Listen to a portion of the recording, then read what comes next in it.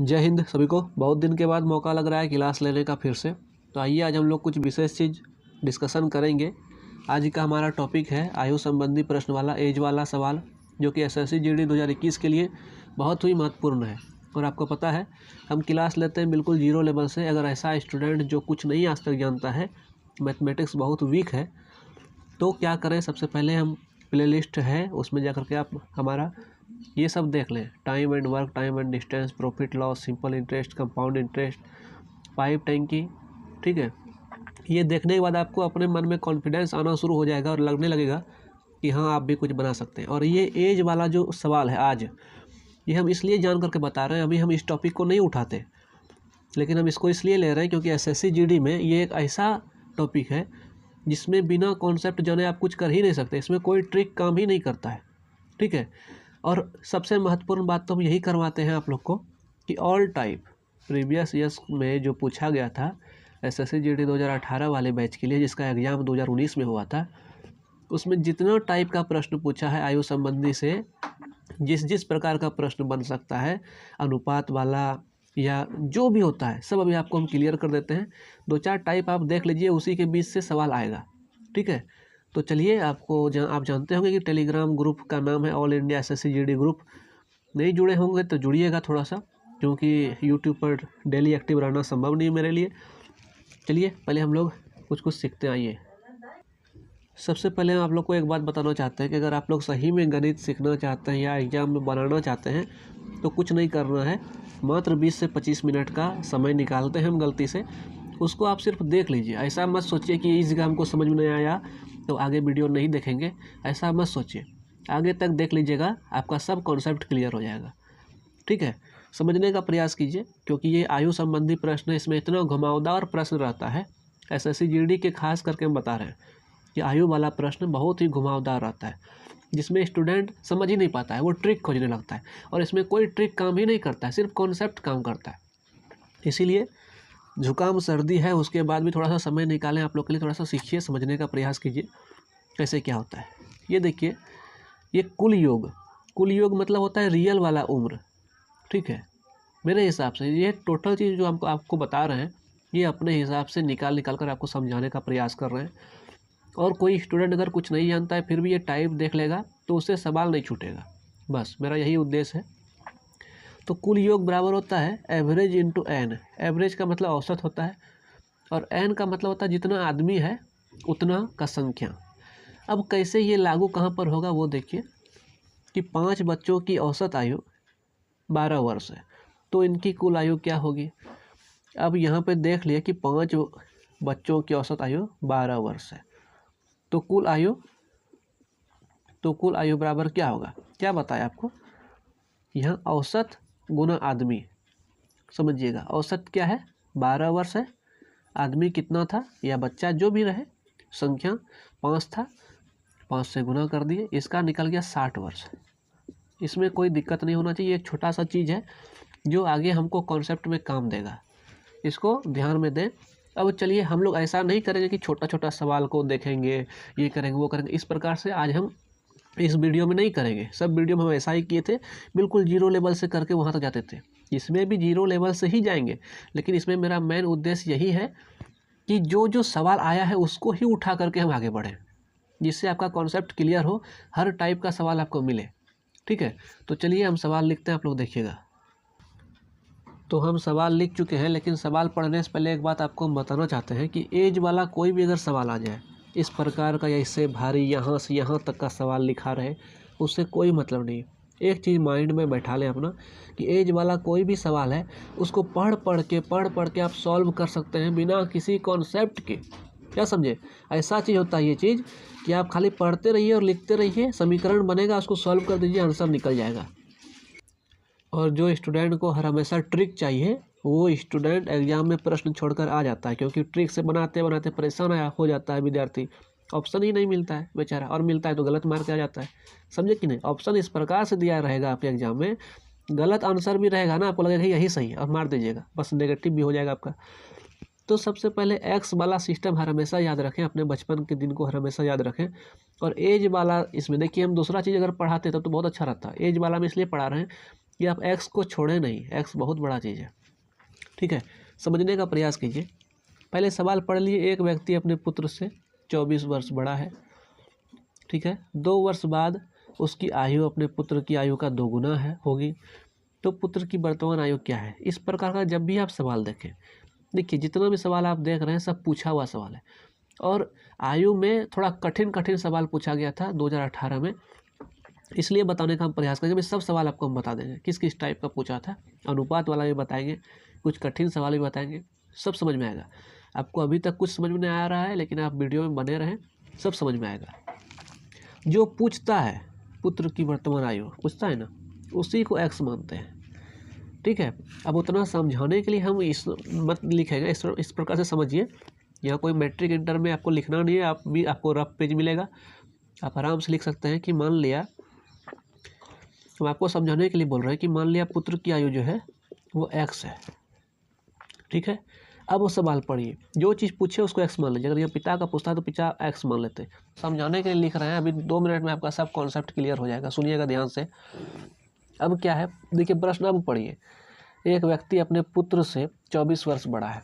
एक कोई व्यक्ति था, व्यक्ति मान लीजिए कोई ए था जो कि अपने पुत्र से, पुत्र एक्स है, से 24 वर्ष बड़ा था।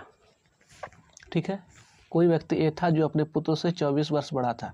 इसको सिर्फ अपने दिमाग से काम करना है, वही समझाने का प्रयास कर रहे हैं। आप भी जब 1-2 बार कर लीजिएगा तो आपसे सवाल अपने बनेगा। तो इसको हम लोग समीकरण 1 लिख देंगे। इस प्रकार से आपको लिखना है ये सब चीज़ जो बता रहे हैं।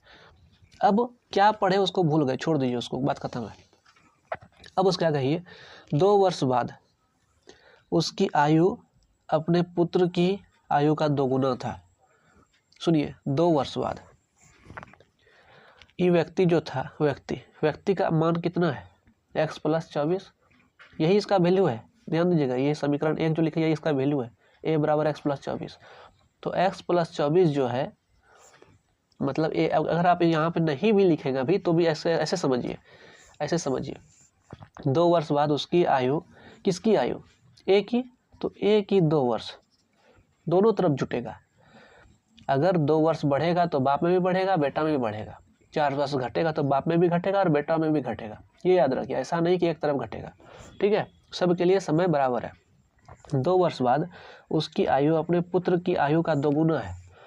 2 वर्ष बाद क्या है, उसका पुत्र जो है, पुत्र कितना था, एक्स था, तो एक्स में भी 2 जुटेगा, क्योंकि समय तो दोनों में बढ़ा है। ठीक है, दोनों में जुटेगा या दोनों में घटेगा, जो जितना वर्ष घटे जितना वर्ष बढ़े दोनों में होगा। आयु का 2 गुना है, पुत्र की आयु का मतलब क्या होता है, गुना होता है, याद रखिएगा। अगर मान लें हम बोल दें राम की आयु का, तो राम से गुना करेंगे।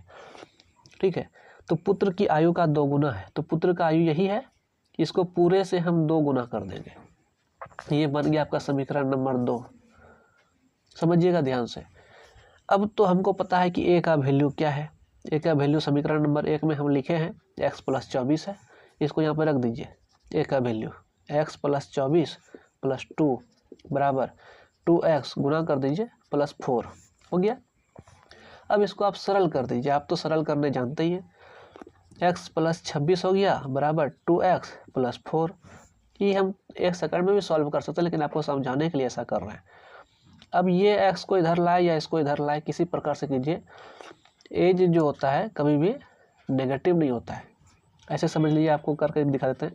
इस x में इस x को ऐसे घटा दीजिए, 4 में फिर 26 को घटा दीजिए, जोड़ भी सकते हैं। इसको सिर्फ आप सॉल्व कर लीजिए ना जी, आंसर निकल जाएगा। तो क्या निकला, x = 22 निकलेगा आपका। आप जैसे सॉल्व करें, x = 22 निकला, x माने ही थे पुत्र की वर्तमान आयु, तो वही निकल गया आंसर। समझे कि नहीं। एज वाला कोई भी सवाल हो, सिर्फ आप लोग को ध्यान में ये रखना है कि कुछ भी हो जाए सवाल बनेगा, 100% बनेगा। अब देखिए दूसरा सवाल दिखाते हैं आपको। देखिए ये सवाल जो आपको हम लिखे हैं, इसको थोड़ा ध्यान से देखिएगा, समझने का प्रयास कीजिएगा। कुछ नहीं है, ये सब सवाल स्टूडेंट छोड़ करके आ जाता है, लगता है कि बहुत बड़ा सवाल है। और SSC GD में प्रयास किया जाता है कि थोड़ा सा घुमाने का प्रयास करें, लेकिन एज वाले प्रश्न में ही, और सब प्रश्न बहुत ईजी रहते हैं। और इसका जो कैलकुलेटिंग वाला जो सवाल होता है, जितना भी छोटा छोटा सवाल होता है कि इतना वर्ष बड़ा है, इतना वर्ष छोटा है, ये वो छोटा वाला, जितना भी इसका छोटा छोटा पॉइंट बनता है, सब हम नेक्स्ट वीडियो में कवर करेंगे। आज सिर्फ बताने का प्रयास हम ये कर रहे हैं कि देखिए किस प्रकार से घुमाया जाता है स्टूडेंट को एग्जाम में। उसके बाद जो भी छोटा बड़ा रहेगा सब हम नेक्स्ट क्लास में क्लियर करेंगे। पढ़िए, सबसे पहले सवाल देखिए क्या होता है। लेकिन एक बात फिर से आपको बता रहे हैं कि एज वाला कोई भी सवाल रहे, कभी भी माइंड में ये नहीं बैठाना है कि ये नहीं बनेगा। आप एज वाला सवाल को अगर 10 बार सिर्फ पढ़ लेंगे ना तो आंसर निकल जाएगा, इतना चीज़ होता है इसमें। देखिए, एक पिता की आयु 54 वर्ष है। क्या क्या पता चला? पिताजी हैं 54 वर्ष के, तब दो बहनों की आयु के बीच का अंतर 4 है। दो बहन है, एक बड़ी बहन होगी एक छोटी बहन होगी, दोनों का अंतर 4 होगा। जब भी अंतर आ जाए, अंतर मतलब माइनस होता है, याद रखिएगा। कहीं भी सवाल रहे अंतर लिखा हुआ रहे उसका मतलब माइनस होता है। मेरे और आप में एज का अंतर जो है 4 साल है, मान लीजिए 4 साल है, तो मतलब मेरे एज में आपका एज घटा दिया जाएगा तो 4 साल आ जाएगा, वही अंतर है। अब देखिए नेक्स्ट स्टेप क्या कहता है, पिता माँ से 2 वर्ष बड़े हैं। पिताजी जो है माँ से 2 वर्ष बड़े हैं, इसका मतलब माताजी 2 वर्ष छोटी होगी, तो 2 वर्ष छोटी होगी, 54 था पिताजी तो माताजी 52 होगी, तब ना पिताजी 2 वर्ष बड़े होंगे। ऐसे डायरेक्ट नहीं बोला कि माताजी जो है पिताजी से, नहीं समझे। देखिए कैसे घुमाया है, घुमाने का देखिए प्रयास कैसे किया है। पिता माँ से 2 वर्ष बड़े हैं, ये नहीं बोला कि छोटे हैं। अगर ये बोल देता कि माताजी पिताजी से 2 वर्ष छोटी है तो तुम जानते कि चलो 54 है 52 लिख दिए। ऐसे लिखा है, पिता माँ से 2 वर्ष बड़े हैं, पिता बड़ा है 2 वर्ष माँ से, पिता 54 था तो माँ से 2 वर्ष बड़ा मतलब माँ 52 होगी, तब ना पिता 54 थे। यही समझना है अपने दिमाग से सिर्फ। उसके बाद देखिए, छोटी बहन की आयु माँ की आयु से की आधी है। छोटी बहन, एक छोटी बहन है, छोटी बहन को हम सी लिख देते हैं, ये बड़ी बहन है इसको बी लिख दीजिए, बड़ी बहन बी और छोटी बहन सी, समझने के लिए, ठीक है। छोटी बहन की आयु जो है माँ की आधी है, माँ है 52 तो इसका आधा मतलब 2 बराबर कितना हो गया 26 साल। छोटी बहन 26 साल की है, पता चल गया आपको। उसके बाद है यहाँ आधी, यहाँ तो पता चल गया छोटी बहन की आयु माँ की आधी है, ये पता चल गया। तो बड़ी बहन की आयु क्या होगी, बड़ी बहन की आयु क्या होगी। अब ये एक समीकरण बन गया था, मेरा नहीं बना था, बी और सी, मतलब बी माइनस सी बराबर 4 है। बड़ी बहन और छोटी बहन का अंदर जो है 4 है, और मेरा छोटी बहन का 26 निकल गया है, बड़ी बहन का नहीं जानते हैं, तो यहाँ से हम इसको समीकरण हल नहीं कर लेंगे। b बराबर 4 + 26 6 10 मतलब 30 वर्ष, आंसर निकल गया। तो इसमें कुछ नहीं है, ऐसा नहीं कि आपको कैलकुलेटिंग करना पड़ेगा, कुछ नहीं है, सिर्फ ऐसे घुमाया है कि पिता का आयु उतना है तो माता का आयु 2 वर्ष, पिता बड़े हैं तो माता इतना 2 वर्ष छोटा होगी, इसका आधा है तो छोटी बहन 26 साल की होगी। और जब छोटी बहन 26 साल की है, ठीक है, जब छोटी बहन 26 साल की है और उसमें 4 साल का अंतर है बड़ी और छोटी में, तो 4 साल उसमें जोड़ दीजिए, 26 4 30, समझे कि नहीं। अब देखिए कैसे घुमाता है और आपको सवाल दिखाते हैं। इसमें एक बात आपको बता दें, बहुत सारे ऐसे स्टूडेंट होंगे जिनको लगता है कि ये प्रश्न कहाँ से आप लिखा रहे हैं सर, कैसे कैसे क्या हो रहा है। तो आपको बता दें कि सेम इसी प्रकार का सवाल आपको SSC GD 2021 के एग्ज़ाम में देखने को मिलेगा, ठीक है। जहाँ तक बात है कि हम जिस प्रकार से 0 लेवल से करवाते थे, वो अभी उस प्रकार से आपको नहीं लगता होगा सटीक ढंग से कि धीरे धीरे हम बढ़ रहे हैं, ऐसा इसमें नहीं कर रहे हैं। इसके लिए आपको नेक्स्ट वीडियो का वेट करना होगा। अगले वीडियो में हम बिल्कुल शुरू से आपको बताने का प्रयास करेंगे कि एक्स कैसे जुड़ता है, एवरेज कैसे निकलता है, अनुपात कैसे निकलता है। ये जो आपको हम दिखा रहे हैं ना, ये सिर्फ इसलिए आपको दिखा रहे हैं कि देखिए टाइप इसी प्रकार का आता है, यही समझाने के लिए दिखा रहे हैं, और साथ साथ बना भी रहे हैं, जो कि लगभग चीज़ क्लियर हो जाए। और अगर नेक्स्ट वीडियो जो आने वाला है उसको देख करके अगर आप ये देखिएगा तो बहुत फ़ायदा होगा। हमको पहले वही करना था, लेकिन अभी हमको लग रहा है कि यही आवश्यक है आप लोग के लिए अधिक। तो इसमें ये देख करके आप लोग ऐसा ना सोचें कि सर हमको माइंड में नहीं घुस रहा है। नेक्स्ट पार्ट जो आएगा ना उसमें पूरा कॉन्सेप्ट रहेगा, इसमें सिर्फ बताएं कि प्रकार जो रहता है टाइप यही रहता है, समझने का प्रयास कीजिए। देखिए क्या लिखा है, देखिए अनुपात वाला प्रश्न आ गया जो कि लगभग पूछा जाता है SSC GD में।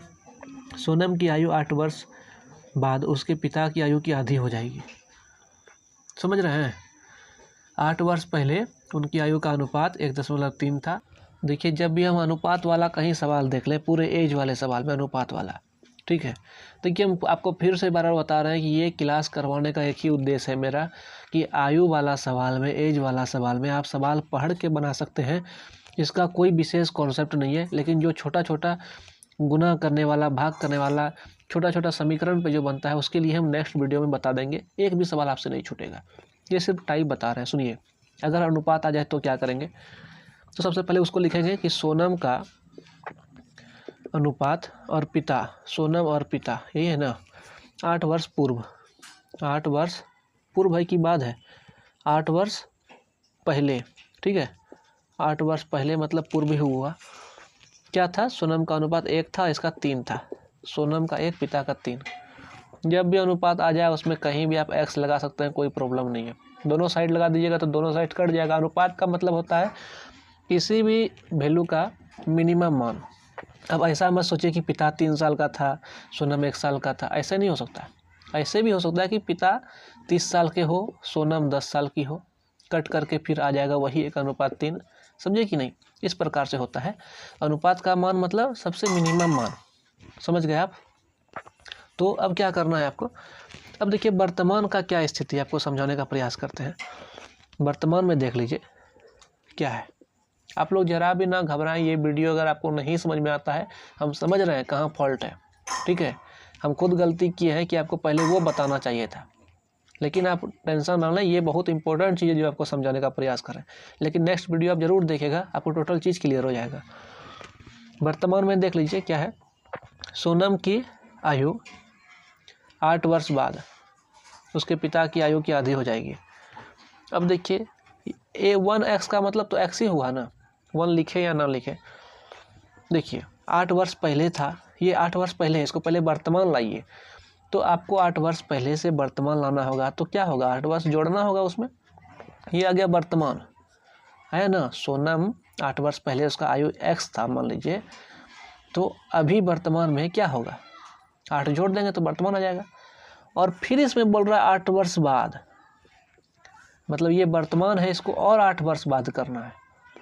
आ गया लाइन पर, क्या है अब इसका क्या वो x, देखिए x देने का मतलब होता है कि रेशियो खत्म हो जाता है। जब भी x लगा देते हैं तो रेशियो खत्म हो जाता है। इसको बराबर आप लिख सकते हैं इस प्रकार से। क्या बोल रहा है 3x, इसमें भी इसको भी वर्तमान लाइए। ये 8 वर्ष पहले था, इसको वर्तमान लाए तो 8 जोड़े, और 8 वर्ष बाद बोल रहा है तो और 8 एक बार जोड़ दी।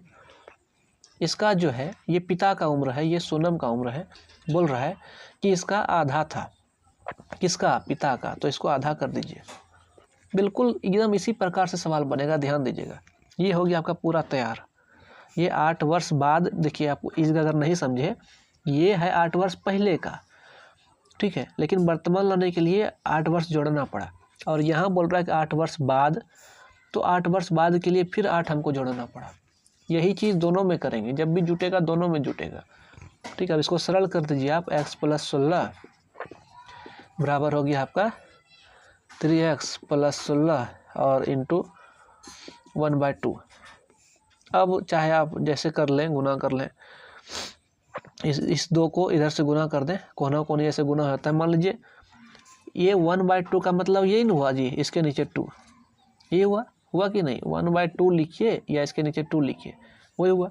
और इसके नीचे कुछ नहीं तो 1 दे दीजिए। सवाल सरल करने का उपाय बताते हैं।